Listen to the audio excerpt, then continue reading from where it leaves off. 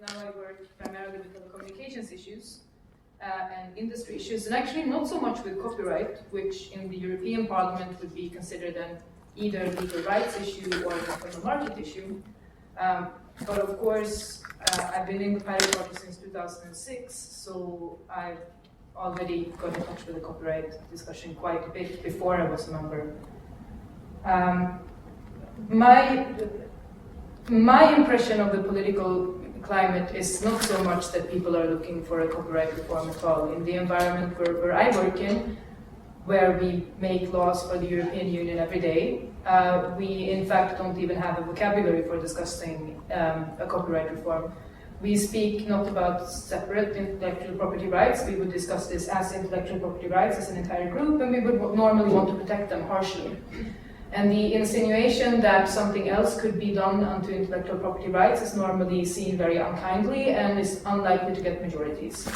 The one exception that I've seen in the last year that I've been in the Parliament is the rights on genetic resources and traditional knowledge, probably because they aimed, even though, I mean, I don't agree with them being created, but they were created to protect the financially weak group.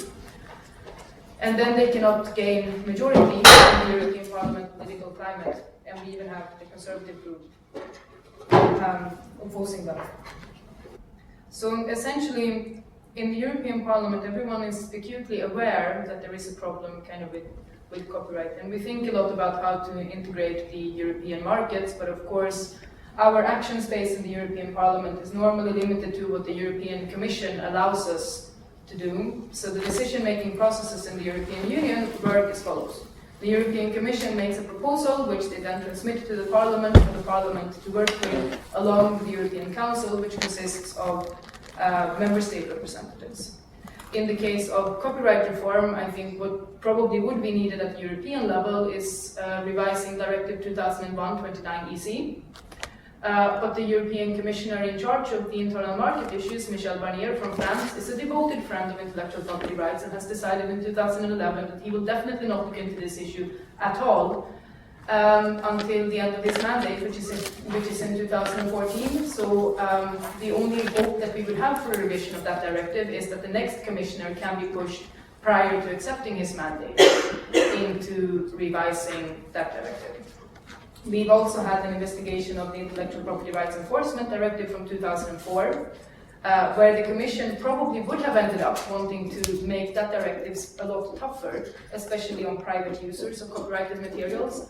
But now that the European Parliament rejected the Anti-Counterfeiting Directive in July of 2012, the European Commission is scared of opening it, and they've made a political decision to keep it closed until at least after 2014, because the hopes is that the Parliament which comes after 2014, which has not spent a year heavily debating an anti-counterfeiting trade agreement on an international level, will therefore be more susceptible to the pressures from the lobby.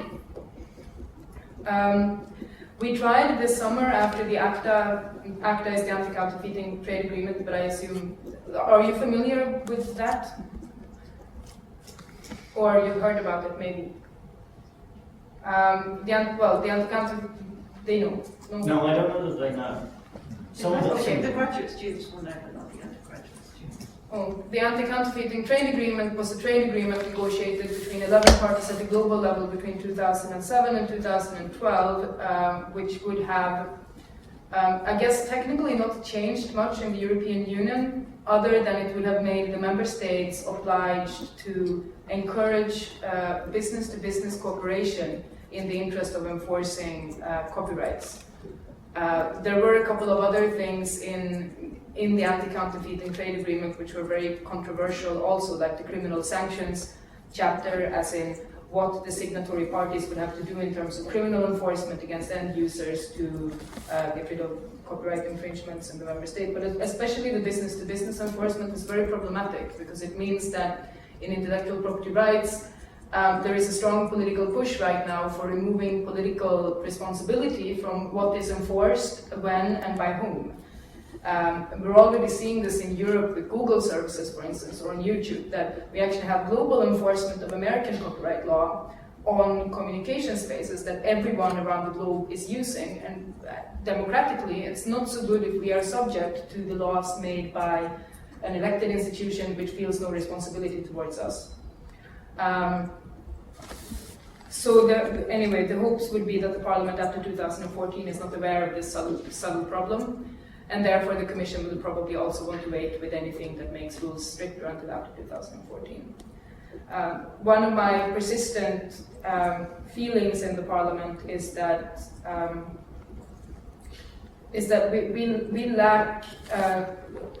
we lack a vocabulary and we lack a political understanding of what it means to have an exclusive right. There is no balancing in the European Parliament of a public interest against a private interest, and private interests rule supreme. If something can be kept exclusive, the European Parliament will almost always favor the exclusivity, and they will favor a very harshly enforced exclusivity for as long as possible, and if there is no longer any legal means of exclusivity, they have no problems at all making that a private mandate deciding. And I think it's because we don't have a political discussion about what culture and knowledge and information could actually mean for the people. All of these kind of network culture communities that I think I probably came from in the 1990s or the early 21st century, they don't exist at all. The vocabulary used by that, like the wealth of networks by Yochai Benkler, 2004, is nowhere in the Parliament. And very often I feel as if there is absolutely no hope also of introducing it. So I came to the European Parliament not being a particularly devoted believer in representative democracy as a system for governing any society at all. And I think that I haven't really changed my mind on that. It is very clear that the European Parliament and all the European institutions are very susceptible to company lobbying. There is a persistent avoidance of political responsibility. Also, we favor positions that appear as if they don't take a position, and that normally means that the lobby will win on semantic subtleties. And I'm sorry for that very depressive message. But if any, very familiar. And I think you also caught me on a bit of a bad week, because I've been particularly depressed about these things for the last 3 weeks or so, when we've been discussing open accessibility to public sector information in the Parliament, where I ran into some ideological non-problems that have been completely perplexing to me, but that have taken out many hours of semantic discussion. And last week I was at an international conference on internet governance in Azerbaijan, a very nice country, but also a bit scary, so if you go there, be prepared. Where I made an opening speech. I was one of the opening speakers, and I say this, like, if you want to change, if we really do believe that there's a problem with the legislative frameworks, surely we could change that. I work in a legislative institution, we make laws every day. We could also change laws that are already in existence if we wanted to, but we don't, which is the problem. So I go off the stage, and there's all this applause, and then afterwards, loads of people, including like high-level diplomats, will come up to me and say, it's a very good opening speech that you have there in Baku. But you know, I've realized what we need to do in order to help save the internet, and like what's the really big problem for culture now? Orphan works. This is the big problem for the European Union that we need to solve.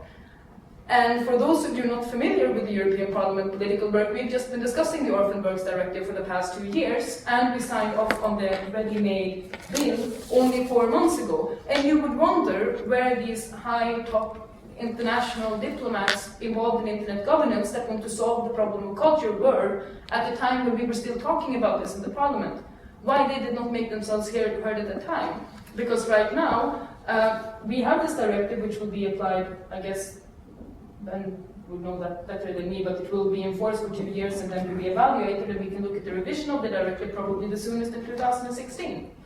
So, also outside of the Parliament, there's and outside of the political institutions in Brussels, there's kind of this cautiousness about making strong positions on intellectual property rights issues that go against the current lobby interests, and when those strong positions are made, normally they will be made in an untimely fashion, as in, right after the decision to not change anything substantial at all was already made.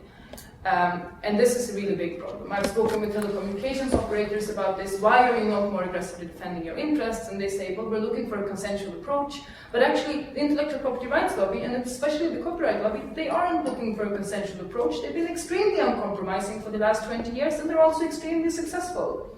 They own the process, like completely. And it's very, very difficult to get that changed. And if any of you ever advance into academia and become legal scholars, I would very sincerely advise you to take a strong battle with the copyright industry, because otherwise we cannot have the change in political vocabulary and the big thoughts we have about, I think, knowledge and information societies that we need. So with that, I would like to close. Thank you.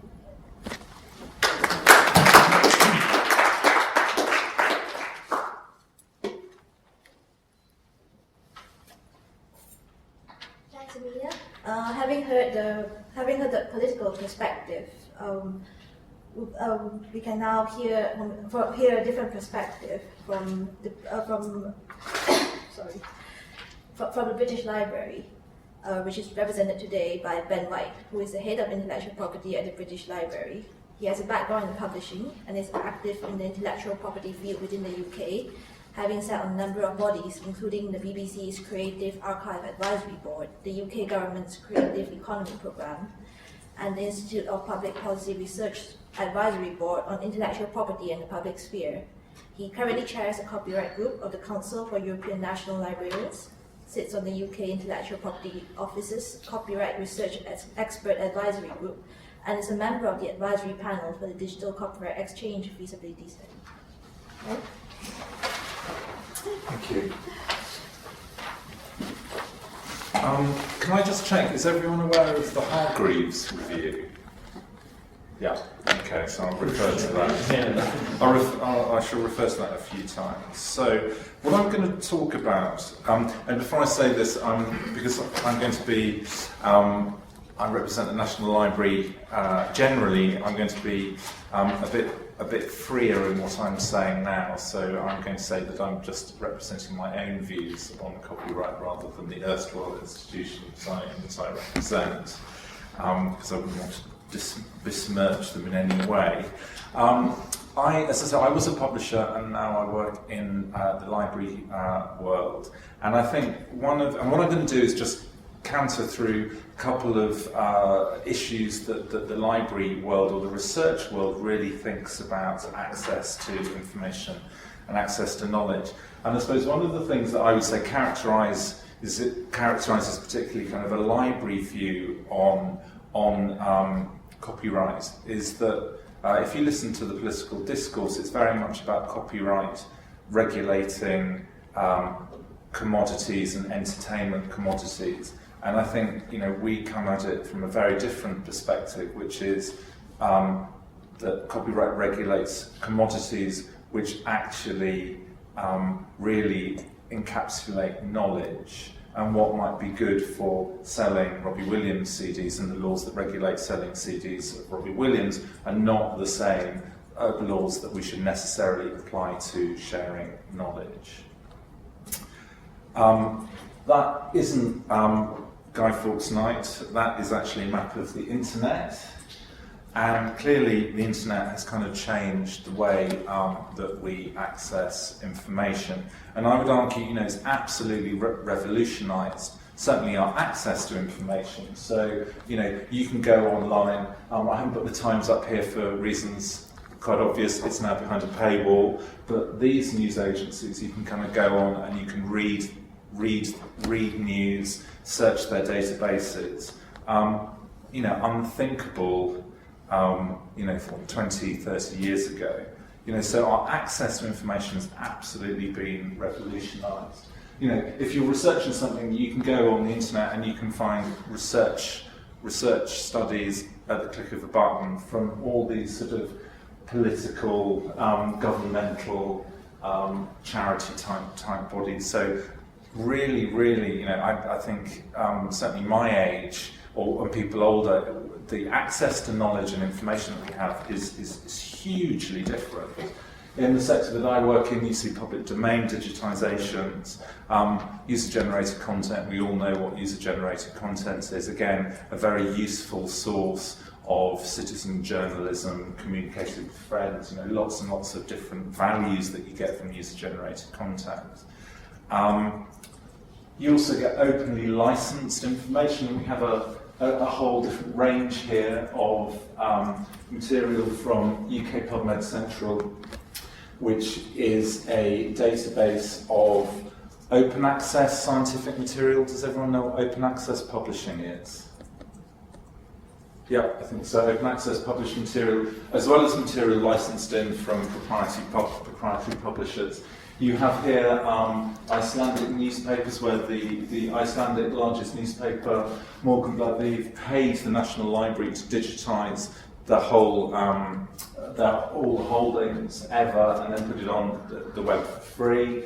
You have material using Creative Commons licenses in terms of Public Library of Science and Gemendo, and then in the top left-hand corner you have freely accessible information from the Norwegian Library, where they've entered into, for the copyright material, a form of collective licensing called extended collective licensing.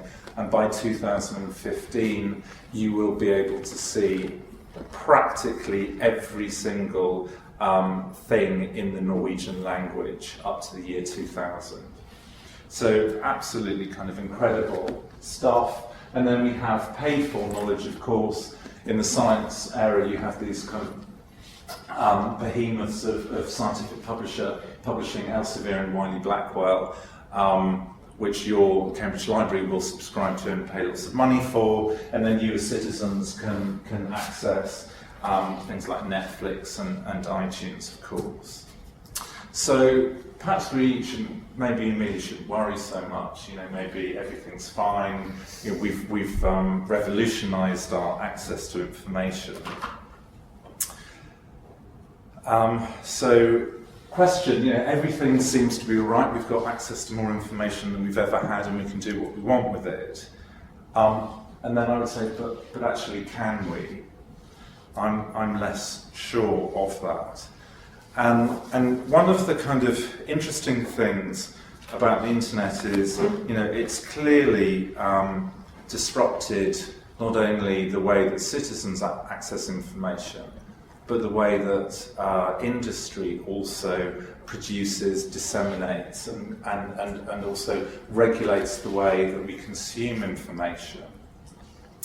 And I think what that really means is that we have more and more in an information society. Information is an increasingly valuable commodity, and certainly one of the ways that we regulate information is through copyright law. This is from a book 2002 by I think she's an Israeli academic who argues something that I personally find quite persuasive, that information is becoming more and more of a commodity in the way that she said. And she argues basically that markets around information are becoming less and less decentralized. So if you look, we were talking about the music industry, there used to be 5 majors producing 80% of all music. There were 4, and now there might be 3.5, or there might be 3 majors producing 80% of all music. In the journal world, you see, again, more and more conglomeration. You see recently, a couple of years ago, Wiley buying Blackwell, large UK scientific publisher becoming Wiley-Blackwell, discussions Bertelsmann and Penguin. So she argues that we're seeing kind of almost the death of the gentleman publisher, more and more kind of economic, commercial concentration in information markets. We're very, very familiar with the story of a kind of weakening state broadcasters and the growth of commercially driven market broadcasters. And then kind of, linked to this, she argues that the markets are not only trying to control consumption, distribution, and production of information, in a kind of a physical sense, but also and the laws that really kind of regulate those three things. And one thing that we see in the library world is that the information that we purchase through contract is the databases are not really regulated by copyright anymore, they're regulated by contract. And in the European Union, if you look at the way that directors regulate information, certainly the Information Society Directive, the Copyright Directive, doesn't really seek to ensure that limitations and exceptions are protected. If you look at the Database Directive, if you look at the Software Directive, there are a few bits in there which basically prevent contractual override of statutorily provided limitations and exceptions. So about 5 years ago, we randomly looked at 100 contracts that we were offered, and we tried to benchmark them against UK limitations and exceptions. And they were kind of interesting. That although we can archive material, the contracts that we were offered, only 23% allowed us to archive the material that we were purchasing. Only 2 mentioned visually impaired and allowed access to the visually impaired in the contract. A big part of what a library does is this thing called interlibrary loan. Not every library can own every single book. So if you want access to an article, a journal, or a book, you get your library to ask a larger, bigger library to send the book to you. And that's, again, kind of quite an important thing that we do at the British Library. And only 2 of the electronic databases that we were subscribing to at the time allowed us to do that. So you kind of, again, so what you see here is in the electronic world, we have less rights than we had in the paper world.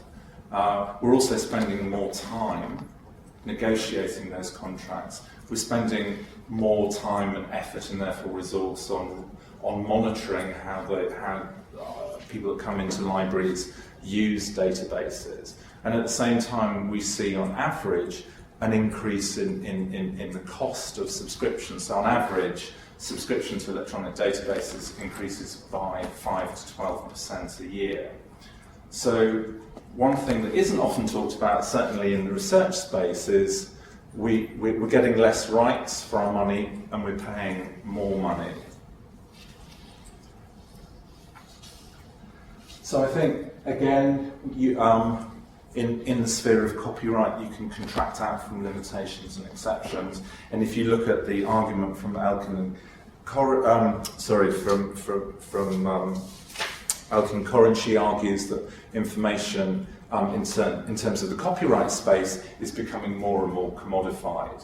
So we're introducing more related rights. We have database rights. We have rights in the UK. If you publish a book that's previously been unpublished, you get 25 years for that. You get 25 years for the typographical arrangement of a book. We have more and more rights. Copyright lasts longer. Her argument is it's being more and more commodified. And I think if you kind of square that also with the contractual position that research libraries and universities find themselves in, we certainly have less, I would say, less space to actually access knowledge, access information, reuse it. And that must have, I would argue, in the long term, some kind of detrimental effect on our ability to kind of innovate.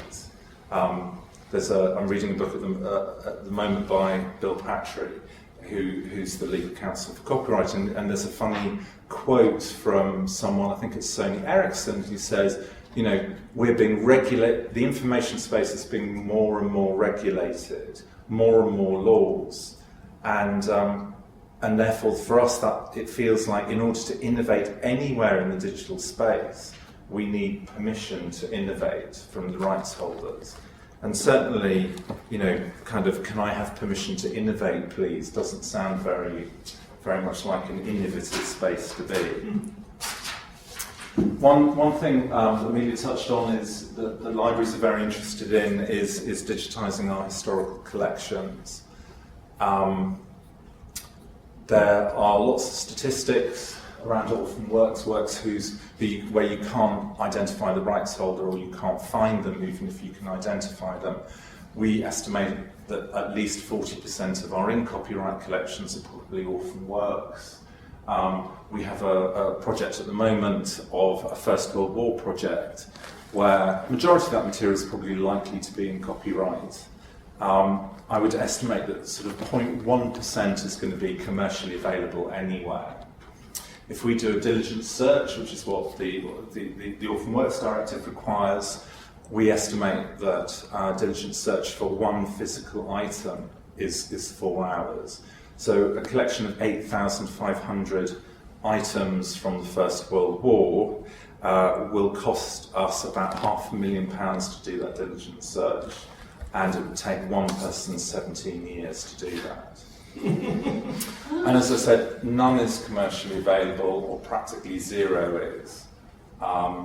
Majority of it would never have been created with any commercial intent in mind, and yet, there's no differentiation legally between commercially produced material and non-commercially produced material.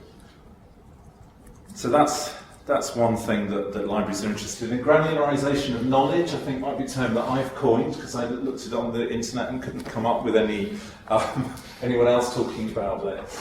And this is something that we see in the information space, where in the internet world, as I said earlier on, it's changed the way, the cost of production dissemination dramatically. And therefore, what's come from this, I would argue, is the changing values around smaller and smaller amounts of information. That it's suddenly, in an internet world, it's a lot cheaper, easier for producer of content to market and sell directly to end user. And therefore, the kind of barriers to markets have dropped, and values of smaller and smaller amounts of information and the ability to commoditize that has definitely increased. So Twitter, for example, who would have imagined 20, 30 years ago that one of the great technology companies of the 21st century is something that kind of commoditizes and uses 140 words. And one of the first examples of this kind of granularization of knowledge, I would argue that you see, was around the early 1990s, where before large scientific publishers were really happy,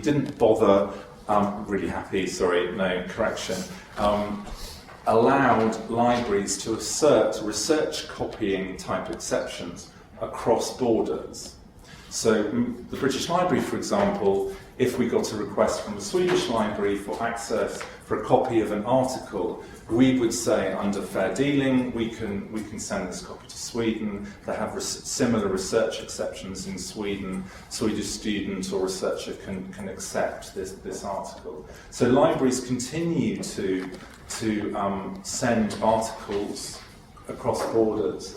And what we saw in the early 90s was the scientific publishers launching pay-per-view platforms and themselves seeing value in not selling subscription to the whole journal and produce 4 times a year or whatever.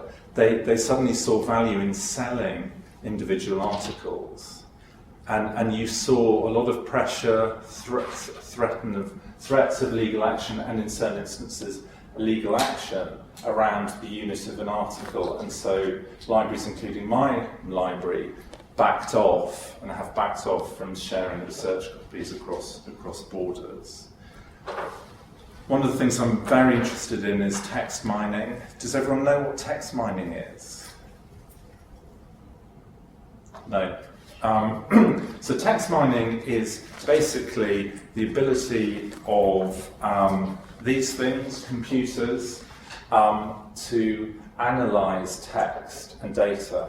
So using semantic technologies, you can program, and this has been going on for 10 years, it's not new technology, you can program your computers to essentially read text or read data and extract themes or relationships between texts. So everyone will know when you buy stuff at Tesco's, they're mining your data of what you bought, when you bought it, and what did you buy in and around when you bought that tomato. Is there a relationship between the fact you've bought tomatoes and cabbage and it was in the summer and then you bought some petrol a bit later? They're mining all your data. And this is the technology that, particularly in the science field, organisations like the Wellcome Trust or the research councils, believe that we can speed up scientific innovation by allowing essentially computers to read databases. And of course, bang, because you're talking about computers reading material, and you know where I'm going with this one, you're in the world of copyright law. And one of the things that's going on at the moment is that Professor Hargreaves, who undertook the Hargreaves Review, basically kind of agreed with the academic research sector that we should take the radical step and create a limitation exception to allow computers to read material that they have legal access to. So journals that you subscribe to, electronic books that you subscribe to, or this thing called the internet. And he's argued that within the confines of UK law, we're subject to the Information Society Directive, so we can't have a text mining exception for commercial use, but for non-commercial use, we should take the radical step of allowing computers to read information, and this will hopefully, speed up scientific discovery. There's no point in having this debate in the States because they just assert fair use. So Google says text mining is fair use, the scientific community asserts fair use. Large organisations like IBM, who launched, I don't know if you saw recently, this kind of talking computer that is relatively good at diagnosing people's illnesses by kind of talking to them. This is all text mining technology. And clearly is the way that in the future we're going to increasingly research material. You won't be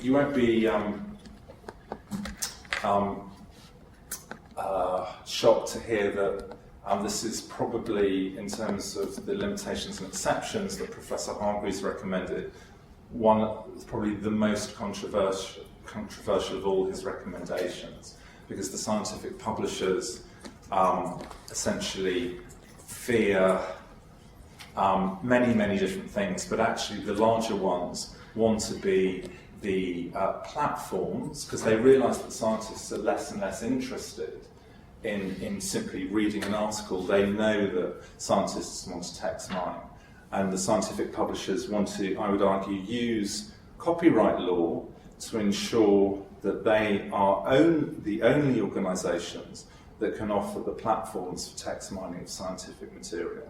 So they're kind of using their monopoly in the world of copyright, I would argue, to control the data markets. Another example of granularisation of knowledge is something that Lionel knows very well. The INFAPAC case, which went to the ECJ, which lots of interesting aspects to the case, but basically it said this news monitoring organisation was reproducing 11 words from a newspaper article, a keyword and then 5 words either side. And this went to the ECJ from Denmark, and basically the ECJ said, yes, there absolutely could be copyright in 11 words, which sort of, there's quite a lot of UK case law which, particularly in the sphere of book titles, something libraries are kind of interested in, creating catalogues, routing people to information. You need to produce information that has book titles, author information, maybe scientific abstracts or kind of summaries of stuff, as a way of routing information. And in the UK, there's quite a body of case law, which sort of, certainly in the area of book titles, says that there is probably in most instances not copyrighting something as sort of small and insignificant as a book title. Thankfully, that horrendous kind of viewpoint on copyright was overturned in the Meltwater case, and a very kind of sane judge said, well, absolutely ridiculous. This is absolutely ridiculous. Of course, there is copyright in something like a book title. So, from a library perspective, that sees these very small components of knowledge, words, a few words, as being really important to the sharing of information. I think are becoming increasingly concerned at cases like this, and I think this is probably the pièce de résistance. Does anyone know about this? This is a new law in Germany. It's probably going to be adopted in France, where they've said they're creating what they're calling an ancillary right, I guess a neighbouring right, a related right, where if anybody wants to use a link to a newspaper website and one word, I think the links, I'm not sure, I'm not a German speaker, it seems that this doesn't regulate simply the usage of the link, but if you're using a link plus one word, then for any commercial use, from a blogger presumably selling t-shirts, through to organisations like Google, then that activity will have to be licensed if the material is less than a year old. So now we have a new neighbouring right in Germany spreading to France, where one word becomes licensable. Legal deposit, I will not go into much detail. In the UK, we are extending the principle of legal deposit to electronic legal deposit. Legislation was passed in 2003. We are waiting for the secondary legislation. It's looking that under electronic legal deposit, one of the great things that will be introduced is perpetual copyright for material that is electronically legally deposited with the 6 UK and Irish legal deposit libraries. So a nice little carve out there. There's some other things which I've been told that I can't go into. The Swedish Library Association has been really good on highlighting the issues around e-books.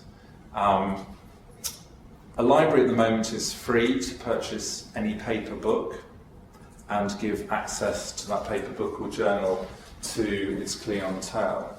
This is not the case with e-books. The UK Publishers Association, for example, has advised its members to not sell e-books to libraries. So essentially the message there is that in the future, in the e-book world, presumably what the publishing industry or Publishers Association is working towards is a world where all access to material in this form is purchased. Certainly, somebody has a very small house, I don't want to buy any more books. There are many, many issues around the move from paper books to e-books, and certainly we're in a situation, not just in the UK, but across the world, where the Publishers Associations and the publishers are not wanting to even try distribution models of e-books through free or free points of access, i.e. the library. This is it really. Another kind of library thing that's been happening is working at a WIPO level, World Intellectual Property Organisation level, as part of the development agenda.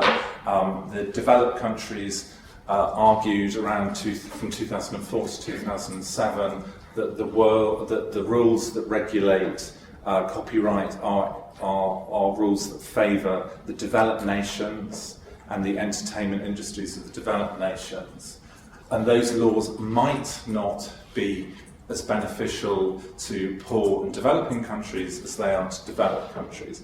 So what was launched in 2006, I think it was officially adopted in 7-8, is the development agenda, and there are 3 bits to the development agenda, or there are lots more, but at a legislative level, what we see at the moment are proposals from the visually impaired community working with libraries. There is at the moment an Africa group and a South America group proposal for mandatory global limitations and exceptions for library purposes. There again is a proposed paper in front of the Standing Committee at WIPO for the visually impaired, and there's also, we're hoping, going to be member state action on mandatory limitations and exceptions for research purposes. I mean, we're kind of 5 years into this process, and it feels we're still a very, very long way from those laws becoming a reality. So, I would argue the information space is a very confused space. At the beginning, I said, we've got unprecedented access to information. At the other extreme, we have battles in the information law space over one word, this German case, whereby you have essentially the traditional newspaper industry arguing that the new internet companies are stealing their advertising space, and therefore we're introducing laws that require licensing of a single word. So mixed space. I think I would say the positive is that I feel perhaps definitely at a European level, definitely at a UK level, and also at an international level at WIPO, that although the doors may not be open to citizens and civil society groups, they're definitely more open, and there is more chance for citizens to participate in the political process, open brackets, which can be very, very difficult to understand and difficult to know what's happening and when it's happening and who's doing it and what order you do things. But at least the doors are not closed. So if you are interested in these issues at all from a citizen's perspective, I would suggest that you have the power to write to your MP, write to your peer. We're trying to update copyright laws at the moment in the UK, particularly around mass digitisation. So you do have some powers to influence these debates.